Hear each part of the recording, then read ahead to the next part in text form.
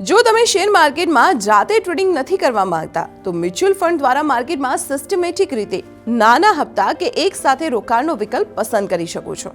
પરંતુ શેરમાં જ રોકાણ કરવું છે, પરંતુ શેર માર્કેટમાં જાતે સ્ટોક્સ ખરીદવા વેચવાથી દૂર રહેવું છે તો પોર્ટફોલિયો મેનેજમેન્ટ સર્વિસ એટલે કે PMS હેઠળ રોકાણ કરી શકાય છે. મ્યુચ્યુઅલ ફંડમાં તમે ઇક્વિટીમાં રોકાણ કરનારા મ્યુચ્યુઅલ ફંડની સ્કીમ ખરીદો છો અને પોર્ટફોલિયો મેનેજમેન્ટ સર્વિસમાં તમે કસ્ટમાઇઝ શેર્સના પોર્ટફોલિયોમાં રોકાણ કરો છો. PMSમાં પ્રોફેશનલ મની મેનેજર તમારા ટાર્ગેટ પ્રમાણે પોર્ટફોલિયો બનાવે છે. તેમાં રોકાણ કરવા માટે તમારી પાસે ઓછામાં ઓછા 50 લાખ રૂપિયા હોવા જોઈએ. PMS બાજારના તાજેતરના એક અભ્યાસમાં પોર્ટફોલિયો મેનેજમેન્ટ સર્વિસીસ અને મ્યુચ્યુઅલ ફંડ્સના પ્રદર્શનની તુલના કરવામાં આવી છે. આ સ્ટડીમાં કેટેગરી, ટાઈમ ફ્રેમ સહિત ઘણી બાબતો અને બેન્ચમાર્કના આધારે PMS અને મ્યુચ્યુઅલ ફંડના પરફોર્મન્સ વચ્ચેનો તફાવત અને રિટર્નને સમજાવવામાં આવ્યા છે.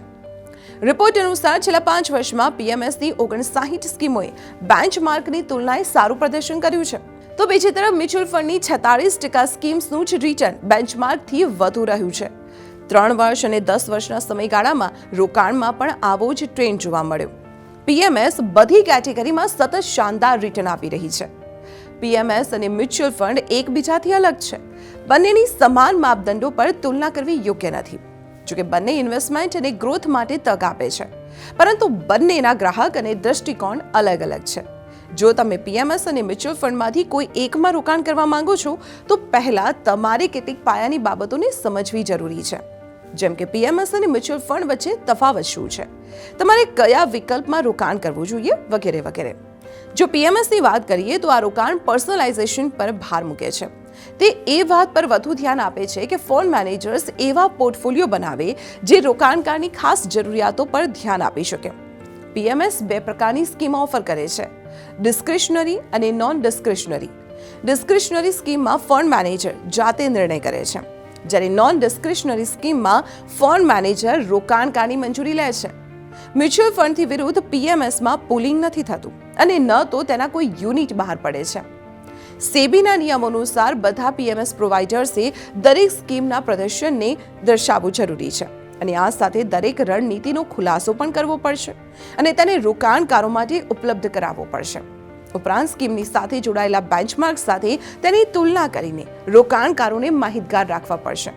રોકાણ કરતા પહેલા તમારી પાસે આ અંગેની સંપૂર્ણ માહિતી હોવી જોઈએ. PMSમાં એક સ્ટ્રેટેજી જે મ્યુચ્યુઅલ ફંડની સ્કીમની સમાન હોય છે. PMS ફક્ત મોડલ પોર્ટફોલિયો જાહેર કરે છે. તેને એક સ્કીમ કે યોજનાના બદલે એક રણનીતિ પ્રમાણે રોકાણ કરવાનું હોય છે. PMSમાં મોટું રોકાણ કરવાનું હોય છે, જે ઓછામાં ઓછું 50 લાખ રૂપિયાથી શરૂ થાય છે. એટલે કે તેની પહોંચ ખાસ કરીને વધુ સારા નેટવર્થ વાળા માટે જ છે. બીજી તરફ મ્યુચ્યુઅલ ફંડની વાત કરીએ તો તેમાં સ્ટોક અને બોન્ડ ખરીદવા માટે રોકાણકારો પાસેથી પ્રાપ્ત પૈસાને પ્રોફેશનલ રીતે મેનેજ કરવામાં આવે છે. એક રોકાણકાર ફક્ત 100 રૂપિયાથી પણ રોકાણ કરી શકે છે. PMS એક સિલેક્ટિવ અપ્રોચ છે જે 20 થી 30 સ્ટોક્સનું પોર્ટફોલિયો ઓફર કરે છે. ત્યાં બીજી તરફ મ્યુચ્યુઅલ ફંડ રોકાણકારોને લગભગ 40 થી 50 શેરવાળો વિવિધ પોર્ટફોલિયો ઉપલબ્ધ કરાવે છે. મ્યુચ્યુઅલ ફંડનો ઉદ્દેશ એકદમ સ્પષ્ટ છે. તેણે સેબીએ નક્કી કરેલી કેટેગરીનું પાલન કરવાનું હોય છે, જ્યારે PMSનું પ્રદર્શન દર મહિને જાહેર થાય છે. ટોપ PMS પ્રોવાઇડરના PMSમાં 70%થી પણ વધુ રિટર્ન મળી શકે છે, જ્યારે ઇક્વિટી મ્યુચ્યુઅલ ફંડનું 1 વર્ષનું એવરેજ રિટર્ન ફક્ત 20%થી ઉપર જઈ શકે છે. PMS બાજારના રિપોર્ટ અનુસાર 1 વર્ષ માટે બધી કેટેગરીમાં PMSએ મ્યુચ્યુઅલ ફંડ્સથી સારું પ્રદર્શન કર્યું છે. આંકડા પર નજર કરીએ તો થીમેટિક PMSનું 1 વર્ષનું રિટર્ન 87% રહ્યું છે, જ્યારે આ કેટેગરીના મ્યુચ્યુઅલ ફંડનું રિટર્ન 64% રહ્યું છે.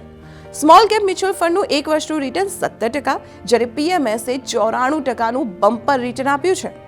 લીડર ઓફ વેલ્થ મેનેજમેન્ટના MD રાઘવેન્દ્રનાથ કહે છે કે જ્યારે તમે ઓછામાં ઓછા 50 લાખ રૂપિયાનું રોકાણ કરવા તૈયાર હો તો તમે PMSમાં રોકાણ માટે વિચારી શકો છો. PMS મ્યુચ્યુઅલ ફંડની સરખામણીએ વધુ ફ્લેક્સિબલ હોય છે.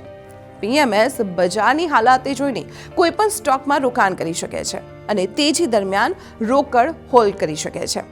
જો કમાણી પર ટેક્સની વાત કરીએ તો મ્યુચ્યુઅલ ફંડ્સ PMSની સરખામણીએ શ્રેષ્ઠ સાબિત થાય છે. મ્યુચ્યુઅલ ફંડમાં માત્ર પૈસા ઉપાડવા પર ટેક્સ લાગે છે, જ્યારે PMSમાં રોકાણકારોને સ્ટોક વેચાણ કે ડિવિડન્ડ્સ પર ટેક્સ ચૂકવવો પડે છે. પીએમએસમાં વારંવાર ખરીદી અને વેચાણ પર ટેક્સ લાગી શકે છે, જેનાથી કમ્પાઉન્ડિંગ પ્રોસેસ ધીમી થઈ શકે છે, જ્યારે મ્યુચ્યુઅલ ફંડ મેનેજર આ પ્રકારના ટેક્સથી બચાવી શકે છે. પીએમએસ પર્સનલાઇઝ સ્ટ્રેટેજી ઇચ્છતા HNI રોકાણકારો માટે એક રેગ્યુલેટેડ રોકાણ રણનીતિ છે. તો પણ તમારે આ પ્રકારના રોકાણ પર ધ્યાન આપવું જરૂરી છે. તમારે એક યોગ્ય પોર્ટફોલિયો મેનેજમેન્ટ ટીમની સલાહ લેવી જોઈએ અને તે સલાહના આધારે એસેટ્સ અને નાણાકીય યોજના સાથે સંતુલન સાધવું જોઈએ. પીએમએસના રોકાણ પર ફી અને ટેક્સ વધુ લાગે છે, એટલે પીએમએસ પ્રોવાઇડર પસંદ કરતા પહેલા તમે પીએમએસ ફંડની મેનેજમેન્ટ ફી અંગે જરૂર જાણી લો. આ ફી 1 થી 3% સુધી હોઈ શકે છે. આ ઉપરાંત એન્ટ્રસ લોડ ચાર્જ, એડમિનિસ્ટ્રેશન ફી પણ ચૂકવવી પડશે. મ્યુચ્યુઅલ ફંડ્સ અને પોર્ટફોલિયો મેનેજમેન્ટ સર્વિસીસ બંને મેનેજ ઇન્વેસ્ટમેન્ટ છે, જે રોકાણકારોના નાણાકીય લક્ષ્યને પ્રાપ્ત કરવામાં મદદ કરે છે. ઓછું જોખમ અને ઓછા ખર્ચનો ડાયવર્સિફાઈડ પોર્ટફોલિયો ઇચ્છતા રિટેલ રોકાણકારો માટે મ્યુચ્યુઅલ ફંડ જ યોગ્ય છે, જ્યારે આનાથી વિરુદ્ધ પીએમએસ વધુ જોખમ અને સારા રિટર્ન આપનારા ફંડ છે.